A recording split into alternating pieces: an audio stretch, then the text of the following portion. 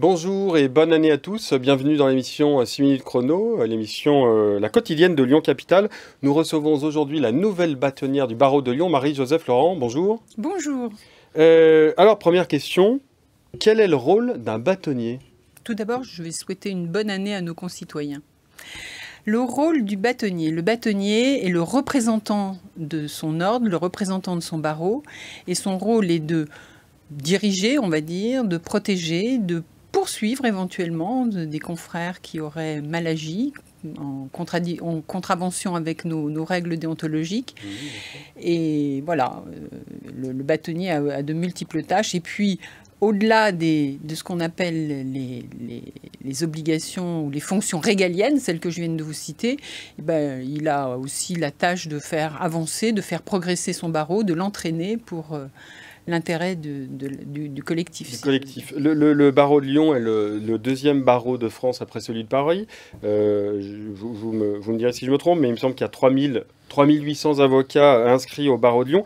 Vous dites que effectivement, le barreau de Lyon, c'est un agent économique régional qui représente quand même plus de 530 millions d'euros de chiffre d'affaires. Oui.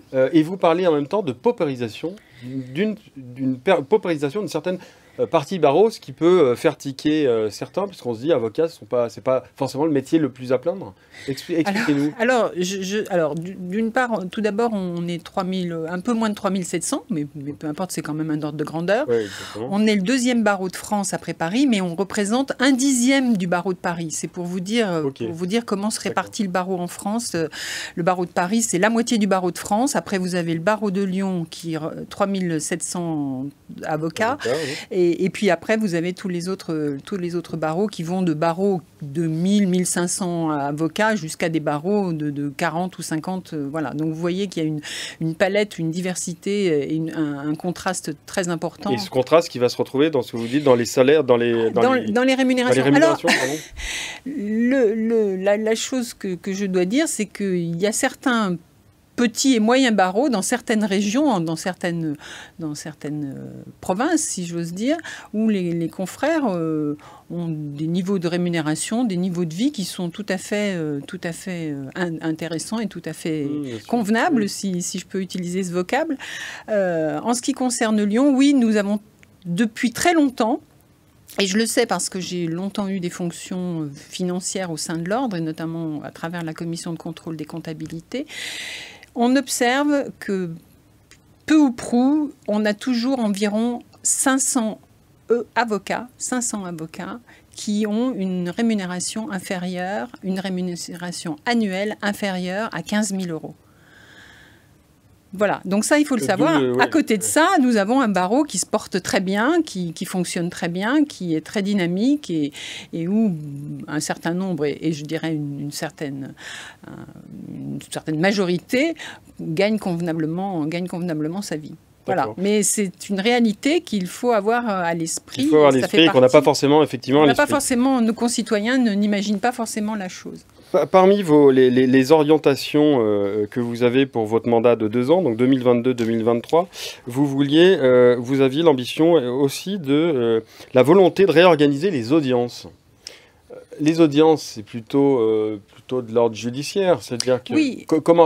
Vous parliez effectivement de changer certaines de vos pratiques. Alors, expliquez-nous. Parce que on perd un temps considérable. Les choses sont organisées de telle façon que ce soit en matière pénale, que ce soit à la chambre de la famille, souvent on arrive à 13h30 ou à 9h, oui. Et on arrive à 9h et on plaide à 13h, on arrive à 13h30 ou 14h et on plaide à 18, 20, 22, vous avez entendu parler de ces audiences et justement de la révolte à certains égards des magistrats qui ne veulent plus tenir des audiences à des heures indues, on perd énormément de temps. Et ça, j'ai véritablement la volonté de travailler avec les magistrats pour essayer d'améliorer ce fonctionnement. On a réussi à le faire devant les juridictions consulaires, devant le tribunal de commerce de Lyon, pour ne pas le citer, c'est essentiellement celui que je connais le mieux.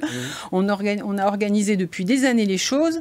Je ne dis pas que je ne vois pas. Si, je sais où sont les difficultés, mais on ne il n'y a pas de difficulté qui ne puisse pas être surmontée, en tout cas, améliorée. Ça sera forcément main dans la main avec les magistrats. Absolument, les magistrats et les greffes. Et les greffes. Et le greffe. Le greffe, c'est très important. Et d'ailleurs, on l'a vu. Il n'y a rien qui puisse s'organiser ou se réorganiser sans les greffes. Et d'ailleurs, on l'a vu en novembre dernier, effectivement, les magistrats ont un droit de réserve, donc ils n'ont pas le droit de dénoncer leur institution. En revanche, il y a une tribune publiée avec 3/4 des magistrats qui se plaignaient des moyens indignes de la justice et manifestations auxquelles les avocats, les greffiers ont participé.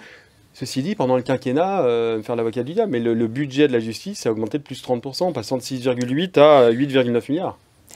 Alors, je suis vraiment très heureuse que vous me donniez la parole sur ce sujet. Tout d'abord, il n'y a pas d'attaque frontale à l'égard de ce gouvernement. L'insuffisance des moyens, l'insuffisance flagrante des moyens de la justice, ça remonte à plusieurs décennies. Donc je ne vise pas particulièrement le gouvernement ni le président Macron, c'est pas le sujet. Et donc que le garde des Sceaux ne se sente pas attaqué personnellement, mis en cause sur ce sujet. C'est un sujet qui date d'il y a fort longtemps.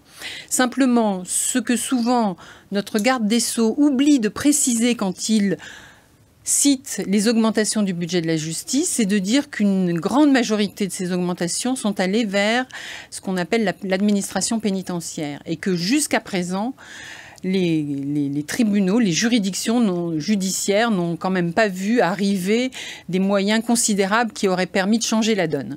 Oui, donc le budget a été finalement, je ne dis pas que rien n'a été fait. D'un certain côté. Je ne dis pas que rien n'a été fait. Mais c'est pas suffisant. Attention aux chiffres. Oui. Attention aux chiffres. Le gros des augmentations du budget de la justice sont allées vers la pénitentiaire. Pour l'instant, on n'a encore quasiment rien vu venir de notable qui changerait les choses au sein de l'institution judiciaire. Donc dossier à suivre. Le chemin est long et c'est vraiment un sujet, on voudrait vraiment que ce sujet s'invite dans la campagne présidentielle et qu'une fois pour toutes, on prenne la mesure de ce qu'il y a lieu de faire. Très bien. Merci Marie-Joseph Laurent d'avoir assisté à l'émission 6 minutes chrono. Je vous retrouve dans une autre émission que vous pouvez retrouver sur www.lyoncapital.fr.